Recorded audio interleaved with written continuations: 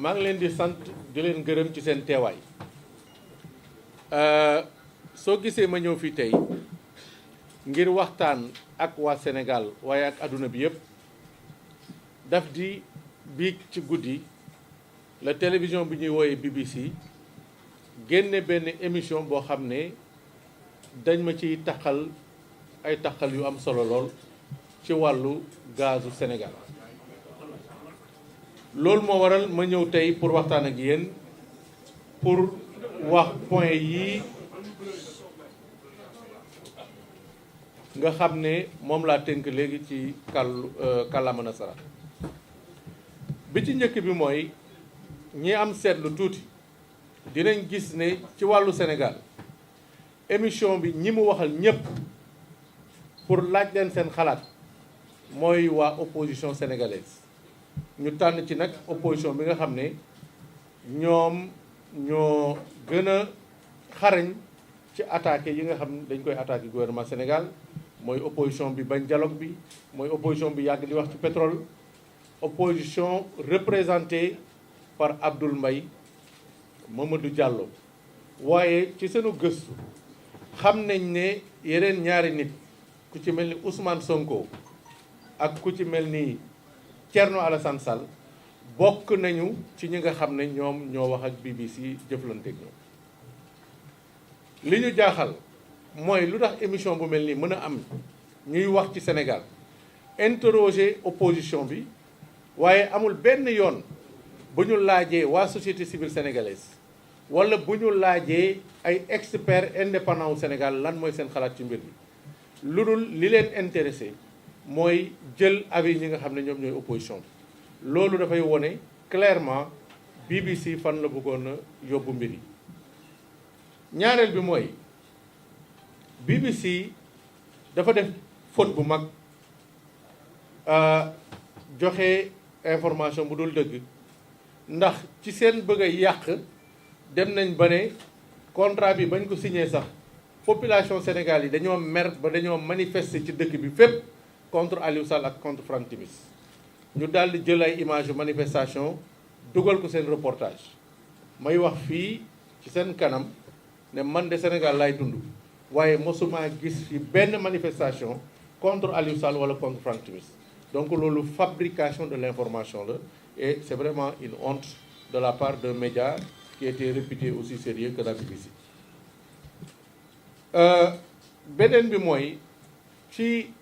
ñeneen ñi ñu laaj seen avis xàmmee nañ ci ku ñuy wooyee Black Colwell koo xam ne Franck Timis la doon liggéeyal jote ak moom ba fu mu nekk nii seen jote sax dana yegg ci tribunal ma am yaakaar nag ni ku sa wujj di sëlam doo set suñu bëggoon dëgg bi suñu laajee ñi nga xam ne ñu jotee ak Franck Timis dinañ ko laaj moom wala ñu laaj ñeneen ñu ko jege waaye defuñu loolu ndax seen intention nekkul woon joxe information bu équilibré quatrièmement nee nañu Franck Timis ba muy jaay wàllam BP daf ko jaayee lu tolloog 150 milliards francs CFA muy alal bu takku ma leen di wax fii ne xaalis boobu ak njaay moomu su fekkee ne ni ñu ko waxee noonu la amee man Aliou Sall xamuma ci dara fekkewuma ko ndax mosuma gis benn nit koo xam ne ci BP la bokk mosuma bokk ci ay waxtaan diggante Franck Timis ak BP kon mënumaa xam Franck Timis ak BP lan la ñu d'accord ak ñoom ñaar kan moo fay kan ak ñaata nga ko fay loolu tam bëggoon naa ko leeral juróomeel bi wax nañ sama salaire tudd ko ci émission bi may ñaawlu loolu ndax ku nekk sa salaire information personnelle la privée ba pare dañu préciser ci contrat boobu ne document bu confidentiel la kon ñoom ni ñu def ba am ko ñoom ñoo ko xam waaye jalgati nañ yoon bi ñu demee bay jël information personnelle nit di ko génnee à travers une émission di wax tamit ne salaire boobu ñuy wax ne moom laa doon fayeeku ne dafa ëpp entreprise ba ma doon liggéeyee muy Timis Corporation am na ñu doon fayeeku lu ëpp loolu fuuf am na ñu doon fayeeku lu di toll waaye am na ñoo xam ne tam ñu ngi doon fayeeku lu yees loolu dem nañ sax ci commentaire yi ba ne man poste boobu ñu ma jox mérito wu ma ko ndax xëy na awma ay qualification yu dëppoo poste boobu te loolu yëpp jot naa leen ci tontu ndax samay avocat tontu nañ leen ci plusieurs fois won leen diplôme yi ma am njàng ba ma jàng ne weesu na sax di gérer ay bureau de représentation waaye intention bi moo nekkoon yàq deru nit ñi jaxase nit ñi moo tax ñu présenté wax ju noonu poñ bu mujj bi muy juróom-benneel mooy te looloo sax am solo ci wax ji parce que yeneen wax yépp yu fi amoon la ñu ne Franck Timis dafa fay Aliou Sall lu tolloog 146 millions francs CFA waaye ba mu koy fay sax fayum làqatu la ndax ko da ko jaarale ci benn société bu tudd Agritrans ma leen di yëgal fii ne mosuma jot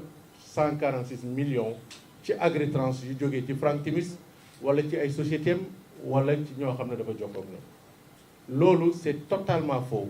te maa ngi invité BBC wala keneen ko munti doon ci àdduna bi mu indi preuve ne société Agritrans mos na jot xaalis bu jógee ci Timis Corporation comme ñoom niñ ko waxee ci émission bi ma leen di wax rek ne accusation bu mel noonu garaaw bi mu garaaw moo tax waxtaan naa ak samay avocat te am nañ yéene wax dëgg yàlla dem fa mbaxana nekkee benn pour xool mbir mi nu mu war a yeggee loolu laa bëggoon waxtaan ak yéen di leen déglu nag xam yan question ngeen di posé jërëjëf